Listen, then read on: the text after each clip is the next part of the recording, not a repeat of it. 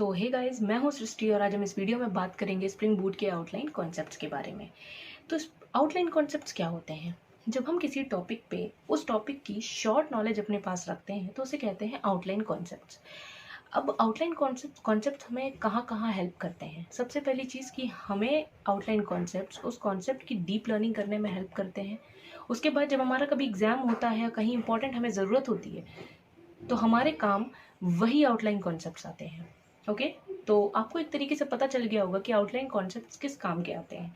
Okay, तो इस video में हम उन्हीं आउटलाइन कॉन्सेप्ट्स के बारे में जानेंगे क्योंकि स्प्रिंग बूट एक इस टाइम का मुझे लगता है सबसे अच्छा रेस्ट एपीआई बनाने वाला अच्छा खासा फ्रेमवर्क है जिसको हम जावा की हेल्प से यूज़ करते हैं। मीन्स कि जावा के वेब प्रोजेक्ट्स बनाने के लिए हम स्प्रिंग बूट के फ्रेमवर्क को यूज़ करते हैं, स्प्रिंग बूट फ्रेमवर्क को यूज़ करते हैं। तो आइए जानते हैं वो आउटलाइन कॉन्सेप्ट्स जिसकी हेल्प से हम स्प्रिंग फ्रेमवर्क की डीप लर्निंग कर सकते हैं।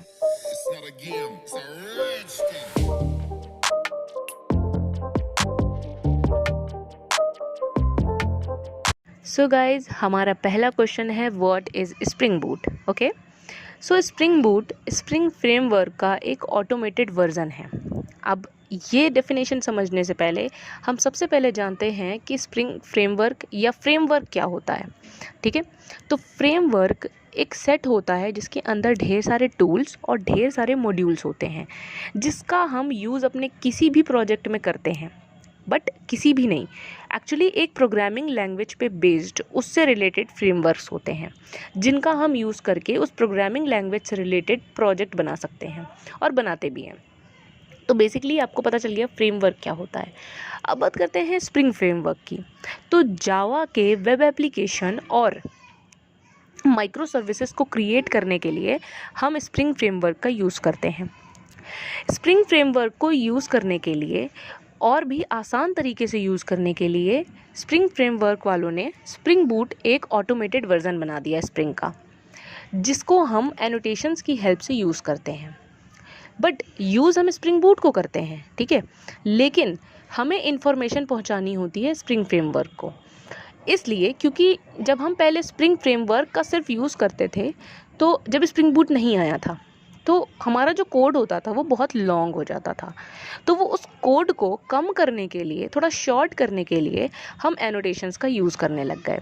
ठीक है, या एनोटेशंस का यूज़ बनाया गया जिससे कि कोड हमारा थोड़ा शॉर्ट हो, वरना बहुत लेंदी जा रहा था। तो फिर आई स्प्रिंग फ्रेमवर्क का एक ऑटोमेटेड वर्जन जिसे हम स्प्रिंग बूट कहते हैं।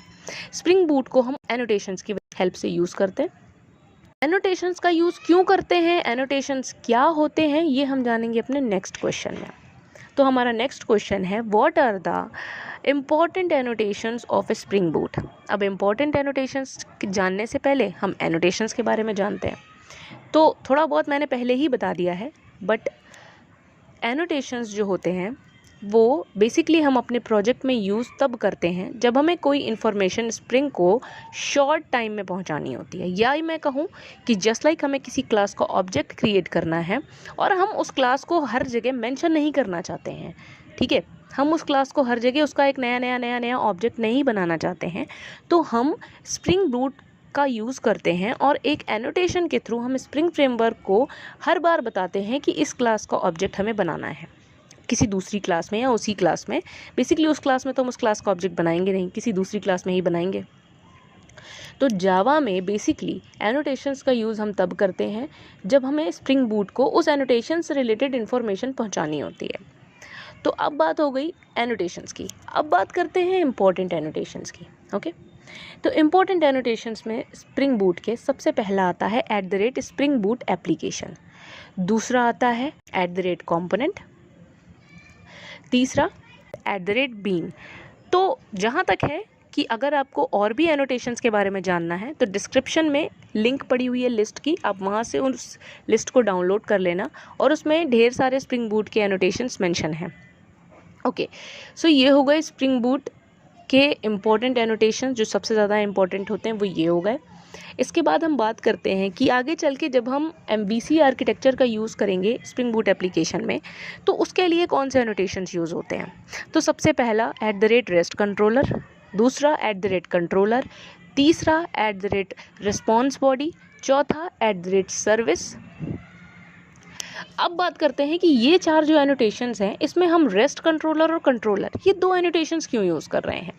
तो बेसिकली मैक्सिमम हम @REST कंट्रोलर का ही यूज़ करते हैं, बिकॉज @REST कंट्रोलर जो होता है वो @कंट्रोलर प्लस @रिस्पॉन्स बॉडी से मिलके बना होता है, इसलिए हम डायरेक्टली @REST कंट्रोलर ही यूज़ कर लेते हैं।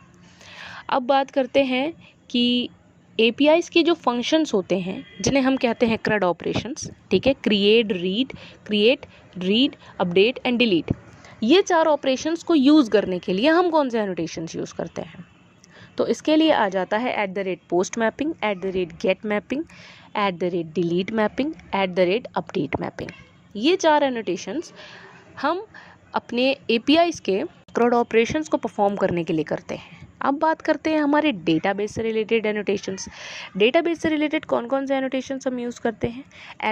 @table, @entity, @query, @repository। तो ये 4 एनोटेशंस स्प्रिंग फ्रेमवर्क को बताने के लिए होते हैं कि हमें यहाँ पे डेटाबेस को यूज़ करना है। तो ये बात हो गई एनोटेशंस की, राइट। तो यहाँ पे जो बेसिक चीज़ों के लिए एनोटेशंस यूज़ होते हैं वो मैंने आपको बता दिया। अब हमारा जो थर्ड क्वेश्चन होता है वो आता है व्हाट इज़ MVC आर्किटेक्चर। तो MVC आर्किटेक्चर जानने से पहले हम स्प्रिंग बूट के आर्किटेक्चर के बारे में बात करते हैं और जानते हैं कि स्प्रिंग बूट कैसे आर्किटेक्चर पे काम करता है। तो स्प्रिंग बूट जो होता है उसका आर्किटेक्चर कुछ 4 लेयर्स में डिवाइड होता है। सबसे पहली लेयर प्रेजेंटेशन लेयर, दूसरी लेयर बिजनेस लेयर, तीसरी लेयर परसिस्टेंट लेयर और fourth one is database layer. ये 4 स्प्रिंग बूट के बहुत ही इम्पॉर्टेंट आर्किटेक्चरल लेयर्स हैं और स्प्रिंग बूट हमेशा इन्हीं लेयर्स पे काम करता है, या मैं कहूँ इन्हीं लेयर्स से बने आर्किटेक्चर पे काम करता है। ओके, सो अब बात करते हैं MVC आर्किटेक्चर की। तो ये तो स्प्रिंग बूट का आर्किटेक्चर हो गया, बट स्प्रिंग बूट को किस आर्किटेक्चर पे हम काम करवाते हैं। लाइक ये तो इसके आर्किटेक्चर हो गए जिस पे ये काम करेगा ही करेगा, बट इसके अंदर हम MVC आर्किटेक्चर की हेल्प से, बेसिकली मैं MVC आर्किटेक्चर की बात इसलिए कर रही हूँ क्योंकि हम अपने जावा की क्लासेस को, और मैं ये कहूँ कि हम अपने कोड को फ्रेश और क्लीन शो करने के लिए हम MVC आर्किटेक्चर का यूज़ करते हैं। बेसिकली MVC आर्किटेक्चर क्या होता है। MVC आर्किटेक्चर का फुल फॉर्म है model view controller architecture. Means हम अपने प्रोजेक्ट्स में जावा की क्लासेस को तीन फोल्डर्स में डिवाइड करते हैं और फिर उसके बाद अपनी क्लासेस को बनाते हैं उन फोल्डर्स के अंदर, और उसके बाद इन फोल्डर्स को आपस में कनेक्ट करते हैं जिससे कि हमारे REST APIs क्रिएट होते हैं। तो सबसे पहले मैं अगर बात करूँ किसी फोल्डर की, तो पहला फोल्डर होगा कंट्रोलर का, ठीक है। कंट्रोलर का जो फोल्डर होता है वो जहाँ तक मैंने यूज़ किया है, तो कंट्रोलर का फोल्डर हमारी मैपिंग्स को क्रिएट करने के लिए होता है। लाइक हमारी APIs को मेंशन करने या क्रिएट करने के लिए होता है। वहाँ पे हम @post put get और delete मैपिंग्स का यूज़ करके अपने प्रोजेक्ट को ये बताते हैं कि हमारे इस प्रोजेक्ट में ये 4 तरीके की मैपिंग्स होंगी और इन 4 तरीक़ों की मैपिंग से हम ये API क्रिएट कर रहे हैं। ये तो बात हो गई कंट्रोलर की। अब भाई सर्विस क्यों यूज़ करते हैं, तो सर्विस फोल्डर का यूज़ हम इसलिए करते हैं क्योंकि सर्विस फोल्डर में होगी हमारी सर्विस से रिलेटेड क्लासेस। मींस जिस जावा क्लास में हम अपने प्रोजेक्ट का लॉजिक क्रिएट करेंगे, मींस हमें इस API से क्या काम करवाना है, इस पर कौन सी क्वेरी लगानी है, वो काम हम सर्विस क्लास में करते हैं। फिर आती है हमारी रेपोजिटरी क्लास और इन सबसे पहले आती है हमारी मॉडल क्लास।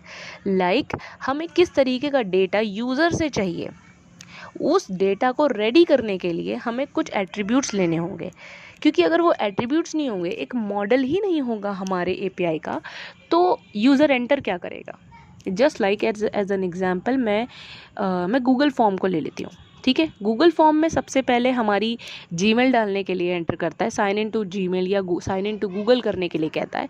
उसके बाद वहाँ पे हम अपनी जीमेल अकाउंट डालते हैं, फिर हम अपना फुल नेम डालते हैं, एज डालते हैं, बर्थ डेट डालते हैं, ये सब कुछ डाल करके नीचे एंड में सबमिट कर देते हैं। तो इस फॉर्म में जो हम डेटा खुद का जो अपना डेटा सबमिट कर रहे हैं वो होता है हमारा मॉडल। लाइक हमने अपना फुल नेम एंटर किया, ईमेल एंटर करी, एज और डेट ऑफ बर्थ एंटर करी। इसी तरीके से हमारे स्प्रिंग बूट में जब हम वेब एप्लीकेशन क्रिएट करते हैं तो उसी तरीके के गूगल फॉर्म्स या फिर कह लो फॉर्म्स क्रिएट करने की कोशिश करते हैं अगर करना हो तो। अदरवाइज़ हमें बेसिकली डेटा चाहिए कि हमें यूज़र का डेटा चाहिए कि उस यूज़र को एक्चुअली वो यूज़र किस लिए होगा, हमारी इस एपीआई को क्यों विज़िट करेगा and all. Okay, so hey guys, आज के लिए बस इतना ही। मिलते हैं नेक्स्ट वीडियो में।